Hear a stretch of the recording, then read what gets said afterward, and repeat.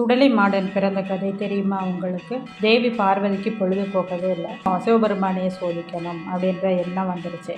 உலகத்துக்கே படி அளக்கக்கூடிய இறைவன் அவர் எல்லாத்துக்கும் கரெக்டாக படி அளக்கிறாரா அப்படிங்கிறத நம்ம பார்க்கணும் அப்படின்றதுக்காக ஒரு சின்ன எறும்பை ஒரு குழலுக்குள்ளே பிடிச்சி அடைச்சி வச்சுருவாங்க. உலகத்திற்கு படி அளந்துட்டு வந்த ஈஸ்வரிடம், நான் ஒரு எறும்பை பிடிச்சி வச்சுருக்கேன், அதுக்கு நீங்கள் படி அளக்கலை அப்படின்னு சொல்லும்போது, இல்லை நான் எல்லாருக்குமே அளந்துருக்குது, இந்த சிறு எறும்புக்காக நான் படி அளக்காமல் இருப்பேன், நீயே கவனி அப்படின்னு சொல்லி பார்ப்பாங்களாம். அதில் சின்ன ஒரு நெல் மணி இருக்கும். அதை அந்த எறும்பு சாப்பிட்டுக்கிட்டு இருக்கும். சிவபெருமானுக்கு கோபத்தை கொடுத்துச்சு. பூலோகத்தில் போய் என்னை நினச்சி நல்ல தவமுறை, எனக்கு மனத்தில் நிறைவு சந்தோஷம் வந்தால் நான் உன்னை கூப்பிடுவேன், நீ போ அப்படின்னு சொல்லி அனுப்பிவிட்டார். தேவியும் தான் தப்பு பண்ணியிருக்கோம் இல்லையா, பூலோகத்திற்கு நல்ல கடுமையான தவம் புரிந்துகிட்டு இருக்காங்க. இந்த தவத்தில் மனம் இறங்கின சிவன் கைலாயத்திற்கு போகலாம்னு அழைக்கிறாங்க.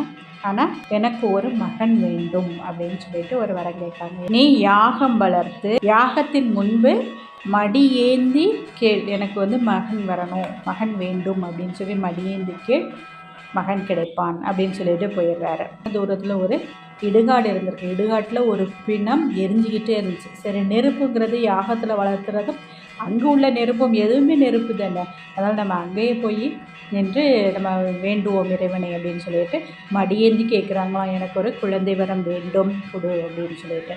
அப்போது அந்த யாகத்தில் இருக்கக்குள்ள ஒரு நெருப்பு பிழம்பு அப்படியே மடியில் விழும்போது அந்த பிணம் எரிஞ்சிட்டு இருந்ததில்ல, அந்த பிணத்தில் இருக்கிற ஒரு துண்டும் சேர்த்து நெருப்போடு அவங்க மடியில் விழுமா. தேவியின் மடியில் விழுந்த உடனே அதுக்கு உயிர் வந்துடுது. கண்ணில்லை, காதில்லை, மூக்கில்லை, எதுவுமே இல்லை, ஒரு சதை பிண்டம் நெளிஞ்சிக்கிட்டு இருந்திருக்கு. உயிர் அசைவுகளோடு இருந்திருக்கு. இதை பார்த்தோன்னே பயங்கர ஷாக்கு. இறைவனை திருப்பி கூப்பிடுறாங்க, என்ன இது சோதனை, இப்படி ஒரு குழந்தை எனக்கு கிடச்சிருக்கு அப்படின்னு.